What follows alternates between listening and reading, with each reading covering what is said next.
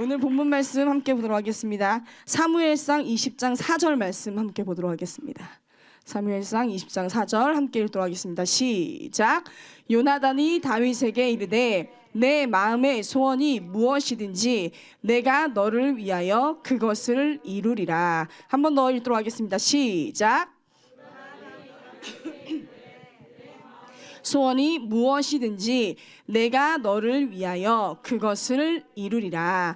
오늘 본문의 주인공인 요나단과 다윗은 너무나 잘 알다시피 사울의 왕인 이 요나단이 다윗을 향해서 내 마음의 소원이 무엇이든지 내가 너를 위하여 그것을 이루리라라고 약속을 하고 있는데 1절에 먼저 보면 다윗이 라마나윗에서 도망하여 요나단에게 이르되 내가 무엇을 하였으며 내 죄악이 무엇이며 내 아버지 앞에서 내 죄가 무엇이기에 그가 내 생명을 찾느냐. 요나단이 그에게 이르되 결단코 아니라 내가 죽지 아니하리라. 내 아버지께서 크고 작은 일을 내게 알리지 아니하고는 행하지 아니하나니 내 아버지께서 어찌하여 이 일은 내게 숨기리요. 그렇지 아니하니라. 이 말은 다윗이 자신을 죽이려고 하는 사울에 대해서 사울의 왕인 아들에게 요나단에게 자신을 변호하고 있는 것입니다. 제가 무슨 죄가 있길래 내가 무슨 죄를 범하였길래 지금 너희 아비가 나를 죽이려 하는지 나는 모르겠다라고 말하자 요나단은 다윗에게 절대 결단코 그 일은 이루어지지 않을 것이라고, 그리고 우리 아비는 나에게 알리지 않고 행했던 일이 절대 없기 때문에 혹여나 아비가 너를 죽이려고 결단한다면 나에게 얘기할 거니까 조금만 기다려달라고 얘기합니다. 그러자 3절에 보면 다윗이 또 맹세하여 이르되 내가 내게 은혜 받은 줄을 내 아버지께서 밝히 알고 스스로 이르기를 요나단이 슬퍼할까 두려운즉 그에게 이것을 알리지 아니하리라 함이니라. 그러나 진실로 여호와의 살아계심과 내 생명을 두고 맹세하노니 나와 죽음의 사이는 한 걸음뿐이니라. 너희 아비가 이미 요나단인 아들인 네가 나를 좋아하고 나를 아끼는 것을 알기 때문에 이 일만큼은 너에게 고하지 않을 것이라고 요나단에게 말하고 있습니다. 그러자 4절에 보면 요나단이 다윗에게 이르되, 오늘 본문 말씀입니다. 내 마음의 소원이 무엇이든지 내가 너를 위하여 그것을 이루리라 라고 다윗에게 말하고 있습니다. 오늘 제목입니다. 제가 답을 알면, 그럼 여러분들이 아무렇지 않습니다 이렇게 고백하시면 됩니다. 답을 알면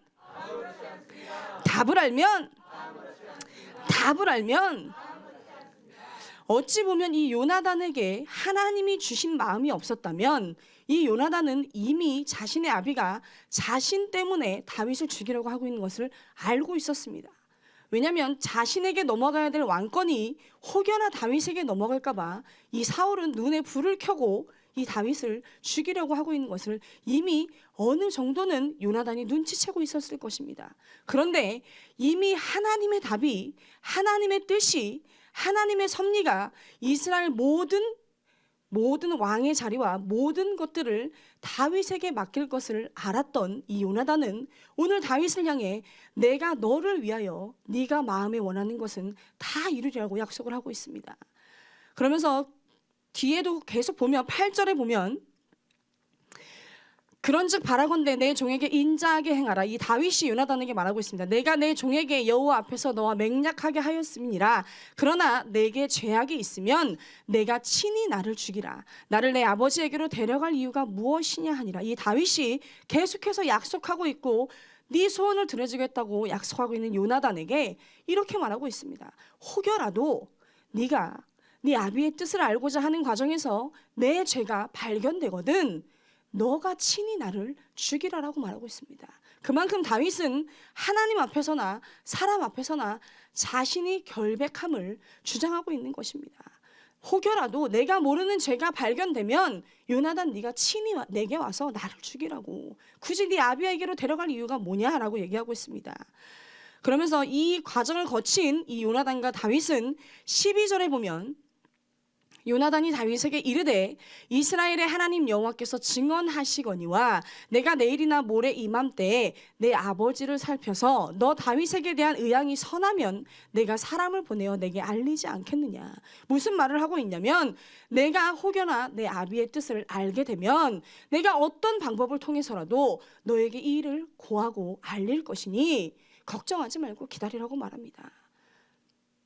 그러자 이 13절에 보면 그러나 만일 내 아버지께서 너를 해치려 하는데도 내가 이 일을 내게 알려주어 너를 보내어 평안히 가게 하지 아니하면 여호와께서 나 요나단에게 벌을 내리시고 또 내리시기를 원하노라. 여호와께서 내 아버지와 함께 하신 것 같이 너와 함께 하시기를 원하노니. 이미 요나단은 답을 알고 있었기 때문에 자신이 행하는 일, 어찌 보면 인간적으로 바라볼 때는 부모를 배신해야 되는 일이었고 자신이 가진 권력이나 모든 것을 내려놔야 되는 그런 상황이었습니다. 그럼에도 불구하고 이 일들을 하나님의 답이 실행되는 일 가운데서 요나단은 모든 일을 아무렇지 않게 행하고 있습니다. 제가 최근에 한 사람에 대해서 묵상하면서 이런 생각을 했습니다. 평소에 그 사람은 와, 희생을 잘해, 돌봄이 있어라고 말하는 사람인데 어느 순간에 다다르면 화를 내고 짜증을 냅니다. 그래서 제가 그 사람을 혼자 묵상해 봤습니다. 왜 짜증이 나고 왜 평소에 좋은 소리를 듣는데 결정적인 순간에는 짜증을 내고 화를 낼까? 제가 그러면서 그런 생각이 드는 거예요. 희생이 도대체 뭘까? 희생이라는 단어를 원어적인 의미로 찾아보면 자신의 목숨이나 명예, 재산 모든 것을 다른 사람이나 어떤 목적을 위해 내려놓는 것을 말합니다. 그런데 우리는 특히나 요즘 다음 세대들을 제가 생각하면서 다음 세대에게 있어서 희생이란 개념은 일단 내가 안전해야 됩니다. 일단 내 모든 것이 구비되고 완전할 때 누군가에게 베풀거나 누군가에게 선의를 베풉니다. 근데 이것이 그냥 당연하다고 생각합니다. 자신의 것이 조금이라도 무너지거나 자신이 생각했던 이득이 자신에게 오지 않으면 이 친구들은 심지어 제가 정말 단순한 예이지만 4명이 한 식탁에서 밥을 먹어도 내가 원하는 메뉴가 있으면 돈가스 4개를 그냥 시킵니다. 요즘 우리 세대는 어떻습니까? 그래도 저만 할 때까지만 해도 내가 돈가스가 먹고 싶고 저 친구가 된장찌개가 먹고 싶으면 같이 시켜서 나눠 먹는데 이 친구들은 그렇지 않습니다. 그리고 딱 자기 접시에 손을 대거나 자신이 분량을 넘어서면 힘들어합니다. 야, 좀 나눠 먹어. 이 소리를 굉장히 힘들어합니다, 아이들은. 그럼 제가 이런 생각이 드는 거예요. 짜증이 나고 화가 난다라는 것은 평소에는 자신이 평안하고 자신에게 이득이 있을 때는 선의를 베풀고 누구를 돌보는 것이 아무 일이 아닌데 무언가 자신이 생각지 않았던 희생을 요구하거나 무언가 포기하는 것을 원할 때는 그 사람은 짜증이 나는구나, 화가 나는구나. 여러분, 혹여나 우리가 하나님 앞에서 아니면 사람 앞에서 희생하고 영혼을 위해 헌신하는 과정에서 혹여나 나도 이 희생이라는 단어를 포장하고 내 이득을 취하고 있는지 있지는 않은지 잘 점검해 보시는 귀한 여러분 되시기를 간절히 소망합니다. 어쩌면 우리에게는 내가 원하지 않아도 영혼을 위해 중보해야 되는 일이 있고 영혼을 위해 희생해야 되는 일이 요구되어질지가 얼마나 많은지 모르겠습니다. 그리고 여러분 잘 아시다시피 이 요나단은 이때 다윗에게 하나님의 답을 알고 아무렇지도 않게 희생한 것 때문에 우리가 너무나 잘 아는 말씀인 나와 너 사이에 여호와가 영원히 계시고 내 자손과 네 자손 사이에 영원히 하나님이 계시는 것, 그 응답을 함께 받았다는 것입니다. 그렇다면 여러분, 우리도 하나님의 답을 알고 아무렇지도 않게 하나님의 요구하심 속에 하나님의 뜻을 이루어드리는 귀한 통로가 되기를 간절히 소망합니다. 제가 그런 생각이 드는 거예요. 어쩌면 남이 볼 때 내 삶은 누군가를 위해 희생하고 있는 것처럼 보일 수 있고 누군가를 위해 헌신하고 있는 것처럼 보일지 모르겠지만 하나님 편에서 내가 진짜 내 것을 포기하며 희생을 하고 있는지 늘 돌아볼 수 있어야겠구나. 여러분, 그렇다면 우리의 희생이, 우리의 헌신이 더 천국에서 해같이 빛나기 위해서는 내 자신의 이득과 내 자신이 얻어내야 하는 내 자신의 안전에 대해서 개의치 않고 희생하시는 귀한 여러분 되시기를 간절히 소망합니다. 그리고 혹여나 아직 답을 알지 못해서 그 희생이 나에게 아무렇지도 않은 일이 되고 있다면 내 예배 가운데서 여러분들에게 들려지는 말씀 가운데서 하나님, 내가 오늘도 하나님의 답을 아는 자가 되게 하여 주시옵소서.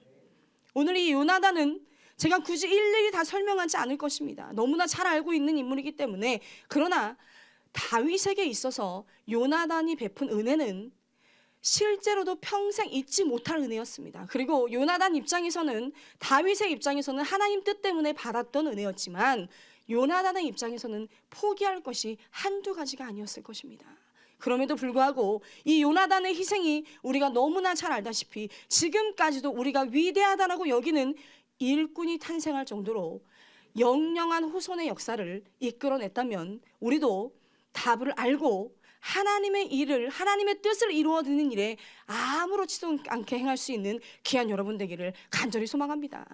그리고 함께 그 주인공이 될 때 지금 당장 내 시대에 어떤 일이 일어나지 않을 수 있습니다. 그러나 내 후손에게, 또 그 후손에게, 아니면 100년 이후에, 물론 그 전에 주님이 오셨으면 너무 좋겠지만 혹여라도 100년 이상 한 세대가 지나가는 일이 있을지라도 그 속에서 하나님은 우리의 지금의 희생의 씨앗을 보시면서 반드시 일꾼을 세워가실 것입니다. 그렇다면 여러분, 그 믿음으로 함께 달려갑시다. 지금은 눈에 보이지 않지만, 지금은 귀에 들려지지 않지만, 지금은 내가 정확한 증거를 가지고 움직일 수는 없지만, 이 요나단은 훗날 자신의 집안에 대한 약속을 이 다윗에게 부탁하고 있습니다. 오늘 내가 너에게 이렇게 맹세한 것을, 너를 이렇게 보호한 것을 반드시 하나님은, 내가 볼 때 하나님은 너에게 대적하는 대적을 모두 치실 거야. 그런데 그 대적을 치실 때 우리 집안만큼은 국류를 입게 네가 힘을 쓰라고 얘기합니다. 그래서 여러분들 잘 아는 사건인 무비보셋도 이 국률의 은총을 입었습니다. 그리고 그 이후에도 하나님은 반드시 이 요나단의 집안에서 하나님의 일꾼을 세우셨습니다. 그렇다면 여러분, 우리 더 아무렇지도 않게 주님의 뜻을 이루어 드립시다. 그러나 우리가 답을 알지 못하면, 하나님의 마음을 읽지 못하면, 하나님의 섭리가 어디에 있는지 알 수 없으면 우리의 육신은 그 일을 아무렇지도 않게 행할 수 없습니다. 혹여라도 성품 때문에 기대할지는 모르겠지만 그것도 한계가 있습니다. 그러나 오늘도 하나님의 답을 알면 하나님의 섭리, 그 크신 섭리를 내가 받아들이고 하나님의 답을 알고 나면 우리는 이 오늘 주인공인 요나단처럼 누군가를 위해, 어떤 영혼을 위해, 아니면 하나님의 뜻을 이루기 위해 하나님이 내게 요구하시는 일들을 아무렇지도 않게 행할 줄 믿습니다. 그렇다면 여러분, 답을 이미 아신 분이 이 자리에 계신다면 이제는 그 섭리를 이루어 가시는 하나님을 바라보시면서 아무렇지도 않게 희생하시는 귀한 일꾼이 되시기를 간절히 소망하고, 또 아직 답을 알지 못해 방황하는 영혼이 있다면 하나님, 내게도 하나님의 섭리를 깨달을 수 있는 영적인 눈을 열어주시옵소서. 그리고 영적인 길을 열어주사 우리에게 선포되는 말씀 속에 하나님의 섭리를 깨달을 수 있도록 우리를 도와주시옵소서. 이 기도가 끊어지지 않기를 간절히 소망합니다. 그러면서 결국 20장 17절 말씀에 보면 다윗에 대한 요나단의 사랑이 그를 다시 맹세하게 하였으니 이는 자기 생명을 사랑함 같이 그를 사랑함이었더라. 이미 요나단은 아비에게 죽을 위기까지 처해지는, 자신의 생명을 내놓을 수밖에 없는 상황까지 가게 되나 오늘 이 말씀에 보면 자기 생명을 사랑함 같이 그를 사랑함이었더라. 여러분, 우리가 누군가를 위해 중보하는 일, 누군가의 영혼을 위해서 희생하는 일 쉽지 않습니다. 그러나 요나단을 통해 우리가 배워야 할 것은 내 생명같이 그 영혼을 사랑할 수 있는 귀한 일꾼들 되시기를 간절히 소망합니다. 그러면서 23절에 가면 이제 이 다윗과 요나단이 작전을 짜기 시작합니다. 네 아비가 내가 왕과 식사하는 자리에 나가지 않을 거야. 그러면 네 아비가 분명 너에게 물을 거야. 요나단, 다윗이 어디 갔냐고 물을 때 내가 어디 갔다라고 얘기를 해. 내가 베들레헴에 지금 예배하러 갔다고 말해줘. 그럼 너 아비가 좋게 말하면 나는 다시 왕 앞에 나올 것이고, 좋지 않게 말하고 나쁜 말을 하면 그것은 내가 이제 왕을 떠날 때가 된 거야. 그러자 이 작전을 짜면서 이 요나단이 뭐라고 말하냐면 23절에 너와 내가 말한 일에 대하여는 여호와께서 너와 나 사이에 영원토록 계시느니라 하니라. 처음부터 끝까지 이 요나단은 다윗에게 약속하면서도, 다윗에게 맹세하면서도 이 여호와의 이름을 빼놓지 않습니다. 그렇다면 여러분, 우리는 하나님의 통로만 되어드리고 여호와의 이름만 높여드리는 귀한 일꾼들 되기를 간절히 소망합니다. 끝까지 어떤 약속 가운데서도, 어떤 맹세 가운데서도 이 여호와의 이름을 절대 빼놓지 않습니다. 그렇다면 여러분, 우리는 더 많이 없어지고, 흔한 말로 그러죠, 치고 빠지기, 낄끼 빠빠, 낄 때 끼고 빠질 때 빠지고, 이 일꾼들이 되기를 간절히 소망합니다. 그러면서 30절로 넘어가면 이제 요나단이 아비에게 고했습니다. 다윗이 그렇게 움직였습니다 하자 사울이 요나단에게 화를 내며 그에게 이르되 폐역무도한 계집의 소생아, 내가 이새의 아들을 택한 것이 내 수치와 내 어미의 벌거벗은 수치됨을 내가 어찌 알지 못하랴. 이새의 아들이 땅에 사는 동안은 너와 내 나라가 든든히 서지 못하리라. 그런즉 이제 사람을 보내어 그를 내게로 끌어오라. 그는 죽어야 할 자이니라 한지라. 이 말은 아비로서 아들에게 말하고 있는 겁니다.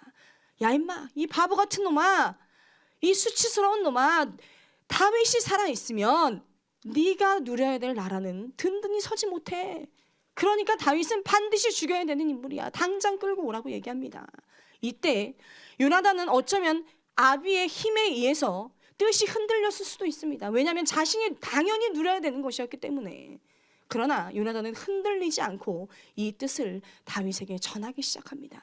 여러분, 우리에게 답대로 행한다는 것, 답대로 간다는 것, 핍박이 없다면 답이 아닐 것입니다. 그러나 그 핍박 속에서도 반드시 답에 대한 신뢰를, 믿음을 지켜나가시는 귀한 여러분 되시기를 간절히 소망합니다. 그럼 32절에 보면 요나단이 그의 아버지 사울에게 대답하여 이르되 그가 죽을 일이 무엇이니까 무엇을 행하였나이까. 끝까지 따져 묻고 있습니다. 대체 그가 죽어야 되는 이유가 무엇입니까? 라고 따져 묻고 있습니다. 제가 얼마 전에 청년부에서 무슨 사진을 이렇게 편집한, 지금 크리스마스 때문에 사진을 편집하는 것 같습니다. 근데 원장님이 엄청 무서운 표정을 짓고 있는 걸 다 원장님만 잘라가지고 저한테 보낸 거예요. 근데 그때 마침 이런 이야기가 들리는 거예요. 사람 눈치 보지 마라. 하나님 눈치만 보지 마라. 그래서 제가 그랬습니다. 아무리 무서운 엄마여도 내가 사람 눈치 보지 않을 거야. 그런데 그걸 아마 제가 언젠가 공개하겠습니다. 푸른교회 카톡방이 있다면 제가 올리도록 하겠습니다. 근데 사진만 보면 그냥 눈치가 저절로 보이는 사진입니다. 그러나 오늘 이 요나단이 용감하게 행했던 것처럼 하나님의 답이라면 아무리 무서운 부모일지라도 눈치 보지 않는 귀한 믿음이 있기를 간절히 소망합니다.